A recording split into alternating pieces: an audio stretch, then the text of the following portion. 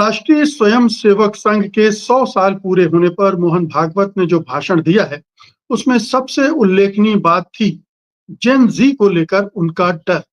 ऐसा लगता है कि पड़ोसी देशों में युवाओं द्वारा किए गए तख्तापलट से उन्हें मोदी सरकार के भविष्य की चिंता सताने लगी है। भागवत को लग रहा है कि कहीं भारत में भी ऐसा ना हो जाए, इसीलिए उन्होंने अराजकता के व्याकरण और क्रांतियों की निरर्थकता पर खूब जोर दिया। इसके लिए उन्होंने बाबा साहब आम्बेडकर को भी कोट कर दिया। उन्होंने ये भी इशारा कर दिया कि इसका इस्तेमाल विदेशी शक्तियां और षड्यंत्रकारी कर सकते हैं।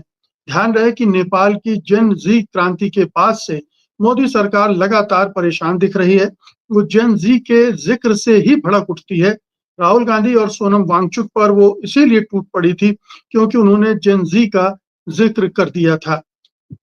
सवाल उठता है कि जेन जी से वे और मोदी सरकार इतने डरे हुए क्यों हैं?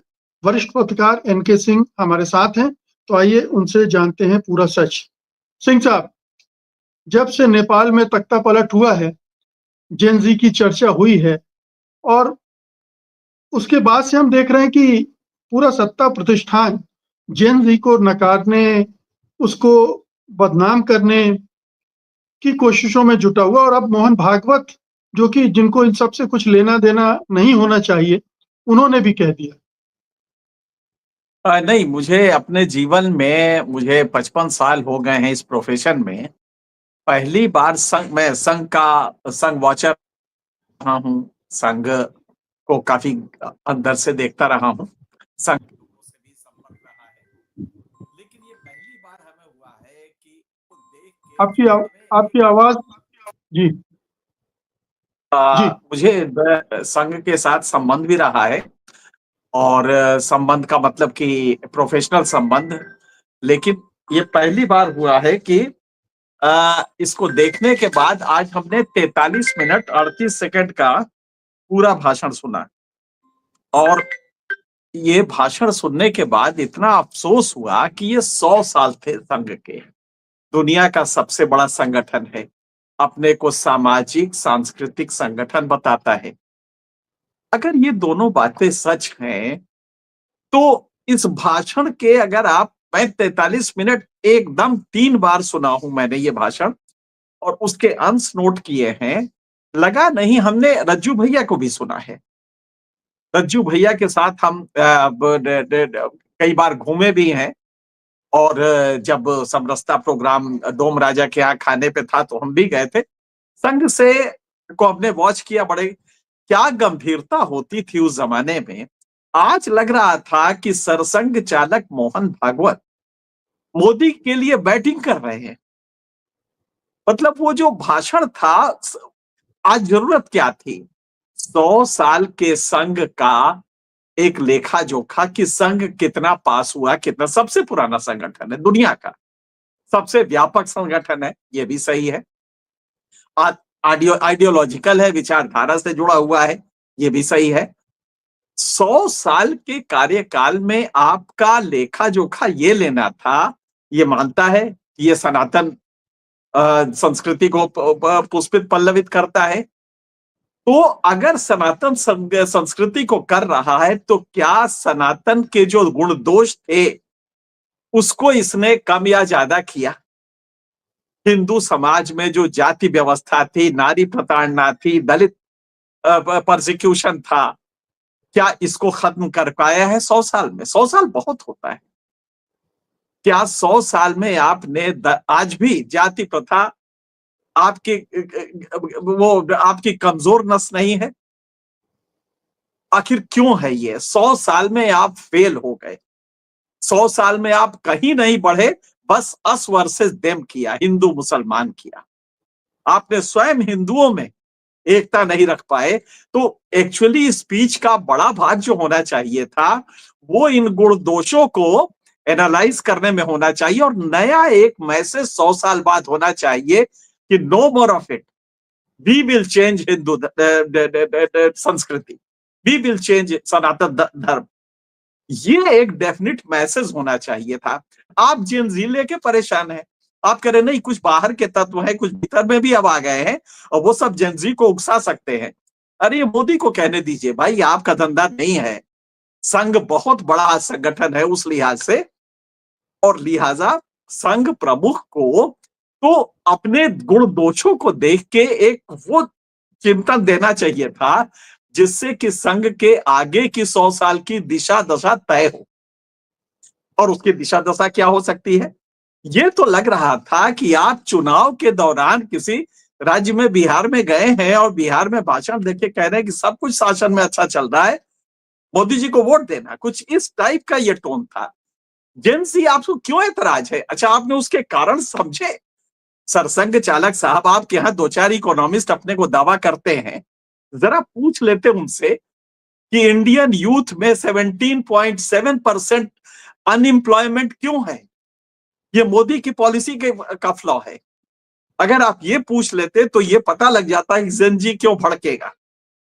अगर आपको ये पता लग जाता कि दुनिया के इतिहास में अमेरिका में सिर्फ 2% एम्प्लॉयमेंट है एग्रीकल्चर सेक्टर में, भारत में जो आज से 6 साल पहले 44% हुआ करता था, वो बढ़ के 46%, मतलब जो यूथ टोटल है, जो पूरा वो है वर्कफोर्स है, वर्कफोर्स का 46.2%, जो कि 44% था, वो बढ़ के 6 साल में आपके यहाँ रूरल एम्प्लॉयमेंट में आ गया। मतलब क्या है? मजबूरन वो गांव जाके रह रहा है, भैंस दूह रहा है या मोदी जी की पकौड़ी तल रहा है। आपने ये जेंजी भड़केगा क्यों, इस पे कभी गौर किया? बाहर की ताकतें भड़का रही, तो मोदी जी को कहने दीजिए भाई। ये चुनाव से मोदी जी और जो उनके हैं लोग वो कहते रहे तो समझ में आ। सर, संघ चालक का दर्जा बहुत बड़ा होता है। आपसे ये मोदी के लिए बैटिंग करने का धंधा थोड़ी आपसे कहा गया था। तो ये एक अजीब सा एक वो बन गया है सरसंघ चालक का। इतना घट, मतलब कि इतना स्तरहीन भाषण मैंने कभी नहीं सुना। अब जरा देखिए, यहां तक तो बिल्कुल ठीक था कि जो भी था। सर, संघ चालक की गरिमा कहां चली जाती है जब आप ये कहते हैं हिंदू एकता के बारे में। हिंदू समाज एक समावेशी समाज है। हिंदू समाज समावेशी है तो ये क्या हो रहा है? मोदी जी अपने को क्यों बताते हैं कि वो बैकवर्ड है? क्यों बैकवर्ड के नाम पे टिकट, क्यों ये जातिवादी आज भी चल रही है? और आपकी हालत खराब है जाति से, ताकि वोट नहीं मिलेंगे आपको। राहुल गांधी ने जो शुरू किया है जाति जनगणना, उससे आपकी हालत खराब है कि असली राज पता लगेगा कि बैकवर्ड कितने हैं और वो रिजर्वेशन की मांग करेंगे। तो लिख रहे हैं, वो बोल रहे हैं हिंदू समाज एक समावेशी समाज है, इसकी शक्ति और चरित्र एकता की गारंटी देते हैं। क्या कह रहे हो? कभी अखलाक, पहलू खां, तबरेज, जुनैज को देखा है? ये एकता है? कभी तुमने वो दलित प्रताड़ना देखी है अलीगढ़ की? ये एकता है?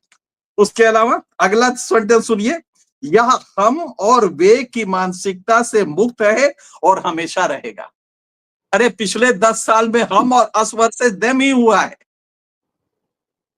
आप दाढ़ी वाले को देख के आपके लोग जाते हैं और उसका बटुआ, उसका वो देखते हैं, टिफिन देखते हैं, उसके बाद कहते हैं गौमान से कह के मार देते हैं। ये है आपका अस वर्सेस देम। तो सरसंघ चालक निपट, मतलब एक असत्य होता है जो कि आमतौर पर सरसंघ चालक से इस अवसर पे 100 साल के समारोह में बिल्कुल उनका तो इस समय फिलोसफिकल भाषण होना चाहिए था जो कि संघ के अगले 100 साल के लिए एक निर्माण करे, वो थ्योरी दे कि हम फेल क्यों हुए, हमने हिंदू समाज को एक नहीं रख पाए। हम जाति, दलित प्रताड़ना, स्त्री बाल विवाह, ये तुम्हारे समाज की चीजें हैं, तुमने इसको पैदा किया है। क्योंकि ब्राह्मणवादी चरित्र रहा है, इसलिए आप ये आप जो नीचे का वर्ग था उसको आप पे शक रहा, लिहाजा संघ का वो विस्तार नहीं हो पाया या संघ की बात लोगों ने नहीं मानी।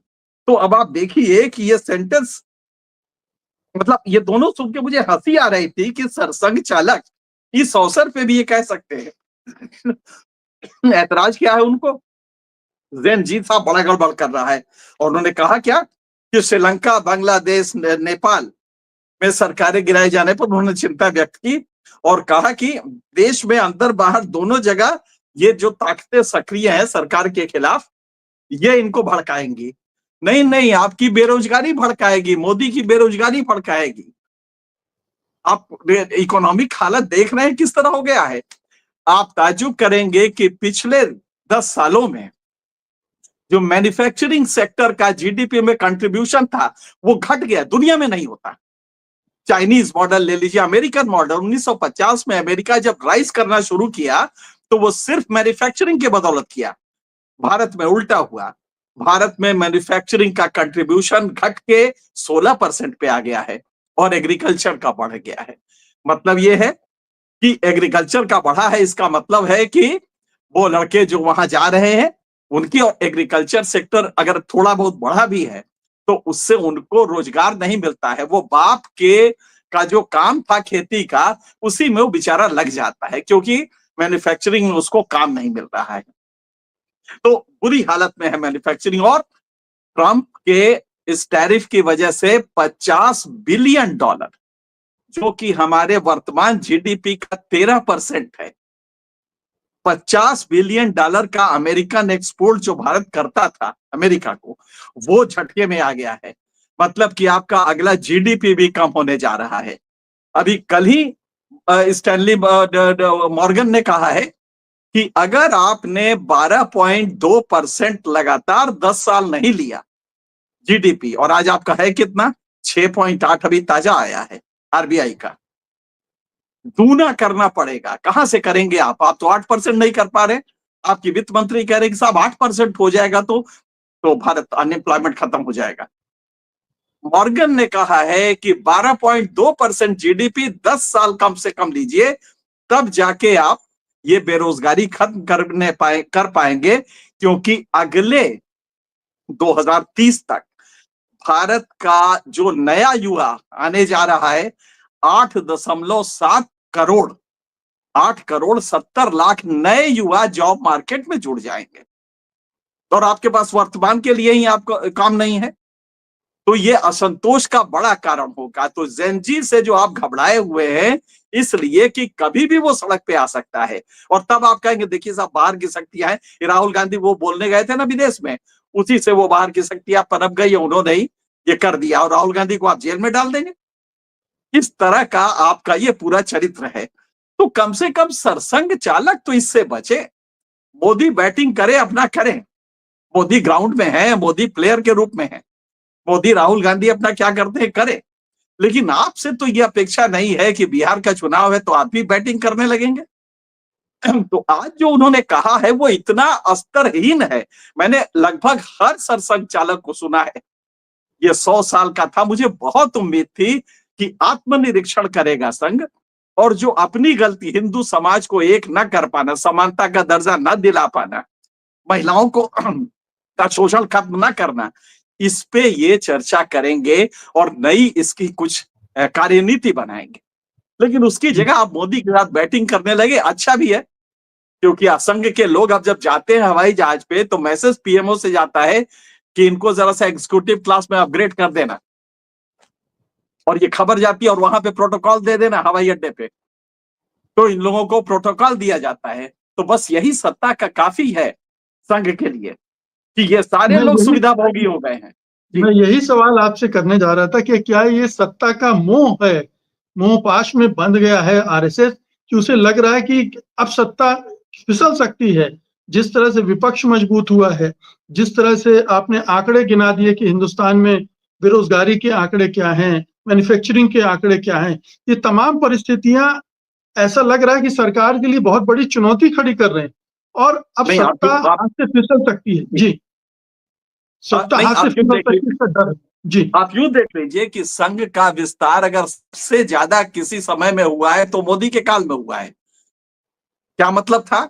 हमारे मोहल्ले में एक व्यक्ति लोगों के एम्स में भर्ती कराने के काम का ठेका है, संघ ने उस व्यक्ति को रखा है, और वो फौरन फोन करता है, एम्स में एक संघ का व्यक्ति है जिसको वो, फलाने जी ये हमारे अपने हैं और इनको कुछ एम्स में काम है।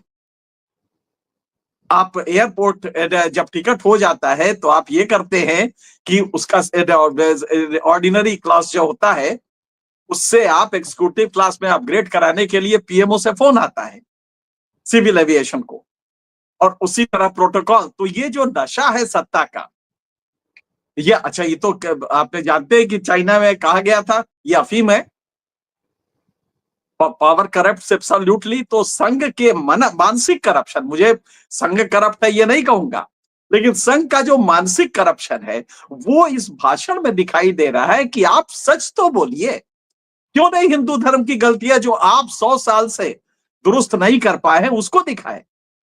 जातिवाद ये कहा, ये मुसलमानों से आया है, ये तो आपका दिया हुआ, दुनिया में और कहीं नहीं है, ये आपका दिया हुआ है और आप इसे खत्म नहीं कर पाए 100 साल में। बाल विवाह, स्त्री प्रताड़ना, अभी दलित जगह जगह मारे जा रहे हैं। अलीगढ़ का किस्सा आपने देखा, ऊना का किस्सा देखा, आपको ये समझ में, अच्छा कह रहे कि साहब हमारे आस वर्सेस देम नहीं होता। अरे आपसे ज्यादा किसका 10 साल में यही तो हुआ है कि आपने दाढ़ी वाले को देख के पकड़ के मारना शुरू किया, उसको बताया कि थूक लगा के रोटी बनाता है, सब्जी बेचता है, ये कह के इकोनॉमिक रूट्स उसके खत्म कर दिए। तो हकीकत ये है कि ये स्थिति आपने बनाई है। मैं आपको उनका वो सुनाने जा रहा हूं, जी एक सेंटेंस। सबकी अपनी अपनी श्रद्धाएं महापुरुष और पूजा के स्थान होते हैं, मन वचन कर्म से इनकी अवमानना न हो, इसका ध्यान रखना चाहिए। अरे भाई ये 5वीं बार आप बोल रहे हैं पिछले 1 साल में, कि क्या बोलते हैं आप? जाके देखिए वो गौरक्षक क्या कर रहे हैं सड़कों पे, हरियाणा की सड़कों पे, राजस्थान की सड़कों पे, उत्तर प्रदेश में। तो उनके पूजा का स्थल वो ना करे, उनका वो ना करे, ये कह के आप कि अस वर्सेस देम हमारे यहाँ नहीं होता। आगे आगे सुनिए इनका, ध्यान रखना चाहिए। और ये बात कोई पहली बार इन्होंने नहीं कही है, आगे कहा है कि महज शक के आधार पर सड़क पर आना कानून हाथ में, ये मोदी जी के लिए बैटिंग है कि महज शक के आधार पे। अब इसके आगे कह रहे हैं शासन प्रशासन अपना काम बिना पक्षपात के और बिना किसी दबाव के करे। कितनी बार आपकी बात आपने कही है, क्या माना गया है? बिना किसी दबाव के करे। जरा ईडी से पूछ लीजिए ना, ईडी इनकम टैक्स से पूछ लीजिए कि किस हालत में काम कर रहा है, तो आपको समझ में आ जाएगा। तो सरसंघ चालक से और मुझे जो सबसे बड़ा, मेरे से मुझे पता नहीं, संघ से पहली बार इस तरह की वितृष्णा हुई है कि सरसंघ चालक 100 साल के अवसर पे, बहुत कुछ हमें उम्मीद थी कि 100 साल पे संघ बिल्कुल बदलेगा और ये बदलने का एक नया वो होगा, नई चेतना डेवलप करेगी। लेकिन आप कह रहे हैं कि हिंदू समाज एक समावेशी समाज है। अरे आप फेल हो गए, जातिवाद अगर कहीं है तो वो यहाँ है। तो इसलिए जी हमें लगता है कि संघ, ये जेनजी जो कर रहे हैं, ये घटिया प्रदर्शन है कि आप संघ को एक वो बना दिए हैं, सरकार के खिलाफ के फेवर में बैटिंग करने वाली संस्था बना दिए हैं। संघ से इस तरह की उम्मीद नहीं थी, क्योंकि संघ कुछ भी है, कुछ सामाजिक कार्य करता था, क्राइसिस में करता था, और कुछ ऐसे भूकंप वगैरह में करता था, और कुछ सांस्कृतिक कार्य भी करता था, शिक्षा में एक अच्छा योगदान था ईसाई उसके खिलाफ। तो हम ये कह सकते हैं कि वो पक्ष है आपका, लेकिन उस पक्ष में भी शायद आप वही कर रहे हैं कहने को बल्कि इससे बढ़िया तो रामनाथ कोविंद की स्पीच, जो हमारे राष्ट्रपति रहे हैं, वो मुख्य अतिथि थे, और उन्होंने कहा, अटल जी का 2001 का एक भाषण कोट किया लाल किले पे, उन्होंने दलित समारोह में बोला था। अटल जी को कोट करते हुए उन्होंने कहा कि उन्होंने कहा था कि हमें वो बड़ा अच्छा सेंटेंस है, मैं मनुस्मृति नहीं चाहिए हमें, जी भीम स्मृति नीम चाहिए। स्मृति से जी आप जरा सोचिए, मनुस्मृति, सारे लोग कहते हैं ये मनुवादी हैं, फिर आप ही के लोग मनुस्मृति को कहते हैं कि साहब अभी तो दिल्ली में इसको पढ़ाया जाने लगा था, और ये कहा साहब यही हमारा एक्चुअली लीगल टेक्स्ट है। तो ये आप ही के लोग करते हैं ना मनुस्मृति, और उसको रामनाथ कोविंद जी ने उसको कोट करते हुए अटल जी का कहा कि हमें मनुस्मृति नहीं, हमें भीम स्मृति चाहिए, मतलब इंडियन कॉन्स्टिट्यूशन चाहिए, और मेरी सरकार इंडियन भीम स्मृति के अनुसार चलेगी। तो इनसे ज्यादा अच्छा तो कोविंद जी का भाषण था, जिसमें उन्होंने कहा कि नहीं, ये देश कॉन्स्टिट्यूशन से चलेगा, मनुस्मृति से नहीं चलेगा। तो हमें लगता है कि इसे गौर से अगर आप देखें तो एक बहुत ही स्तरहीन, पहली बार हमने सरसंघ चालक के उससे 100 साल के ओकेजन पे न कोई डायरेक्शन न कुछ, बस सिर्फ सरकार के बैटिंग करने वाला ये भाषण था। एक आखिरी सवाल है सिंह साहब आपसे कि क्या जो आपने भी कहा कि 10 साल में संघ का बहुत विस्तार हुआ है, उसको सुविधाएं मिली हैं, सहूलियतें मिली हैं, अभी तो सिक्का भी जारी कर दिया गया संघ के नाम पर, टिकट जारी किए जा रहे हैं, तमाम चीजें की जा रही, तो संघ को लग रहा है ये सरकार हमारा एजेंडा पूरा कर रही है, तो इसको सपोर्ट करना चाहिए, इसको बाहर से या अंदर से कहीं से खतरा अगर आता है तो हमें उससे उसको डिफेंड करना चाहिए। क्या ये भाषण उसी दिशा में काम कर रहा था? नहीं, वो बड़ा अच्छा श्लोक है, सत्यम ब्रूयात प्रियम ब्रूयात न ब्रूयात सत्यम अप्रियम। अप्रिय सत्य हो तो ना बोलो। उसी तरह ये भी है कि कम से कम गलत इतना तो ना बोलो कि वो हास्यास्पद हो जाए। यहाँ पे आप जब बैटिंग कर रहे हैं सरकार के लिए तो इतना भोंडा, तो तब फिर आप अपने को सांस्कृतिक काहे को कह रहे हैं? कह दीजिए कि बीजेपी का एक्सटेंडेड वर्जन है। आप ये अच्छा, फिर सरसंघ चालक का कद हुआ करता था। हम मान सकते हैं कि एक काल आया था जिसमें, इसके पहले होता यह था कि बीजेपी नई संस्था थी, तो इसके जितने भी अध्यक्ष या नेता होते थे, ये सरसंघ चालक से उम्र में भी छोटे होते थे और कद में भी छोटे होते थे। लेकिन जमाना बदला, अटल बिहारी और वाजपेयी आए तो उसके सुदर्शन जी जो थे वो उम्र में भी छोटे थे, आडवाणी जी का उम्र भी बड़ा था, संघ में टेन्योर भी बड़ा था और कद भी बड़ा था। तो उस समय संघ बीजेपी से छोटा लगने लगा। ये उस समय हमारे टाइम की बात है जब हम जर्नलिज्म में ठीक में थे। लेकिन फिर बदला, मोदी आए और सरसंघ चालक वगैरह लगभग समकक्ष होने लगे। रज्जू भैया तक ये चीज चली, रज्जू भैया के बाद बदलने लगी। और रज्जू भैया स्कॉलर थे, वो मैथमेटिशियन फिजिसिस्ट। रज्जू भैया के साथ हमने, मतलब वो मेरे ऑफिस के बगल में उनका घर था, तो हमारा उठना बैठना उस समय उनके घर पे काफी होता था। ये बात है इलाहाबाद की। उसके बाद से ये बदला, लेकिन आज संघ को अपने को इससे अलग करना पड़ेगा और अपने को एक हायर पेडेस्टल पे रख के, मोदी की गलती है अगर रिच पुअर डिवाइड, आपने कह तो दिया रिच पुअर डिवाइड बढ़ रहा है, ये असंतोष उसकी वजह से है, तो भैया ये भी कह दो ना कि मोदी जी खतरा ये है कि जेनजी कभी सड़क पे ना आ जाए। इतनी हिम्मत क्यों नहीं करते हो भाई? तुम सरसंघ चालक हो ना, आपसे अपेक्षा है कि आप सरकार को भी नियंत्रित करेंगे, क्योंकि सरकार आपके रहमो करम पे है, ये बात सही है, ये सिर्फ मोदी की इमेज से नहीं है। लिहाजा आप ये डांट लगाइए कि भाई तुम्हारे इकोनॉमिक मॉडल की वजह से ये हो रहा है, ये फ्रस्ट्रेशन युवाओं में आ रहा है। बचो, तुम नेपाल ना बन जाओ, तुम बांग्लादेश ना बन जाओ, नेपाल बांग्लादेश। अगर हाल में आप देखिए तो जेनजी का जो ये टकराव हुआ है कोई साधारण नहीं है। मुझे लगता है कि अगर सरकारें न दुरुस्त हुई, आप जरा देखिए डिटेल में, अपने व्यूअर्स को बताना चाहूंगा, इस 2025 में, इस साल नेपाल में हुआ, फिलीपींस में हुआ, पेरू में हुआ, मेडागास्कर में हुआ, इंडोनेशिया में हुआ। 5 देशों में ये जेनजी का रहा। इंडोनेशिया तक आया, उसके बाद पिछली साल केन्या में हुआ, 2020 में नाइजीरिया में हुआ, म्यांमार में 2021 में हुआ, चिली में 2019 में हुआ, हांगकांग में 2014 में हुआ, और उसके अलावा अरब स्प्रिंग और तियानमेन स्क्वायर, ये तो आपको याद ही होगा।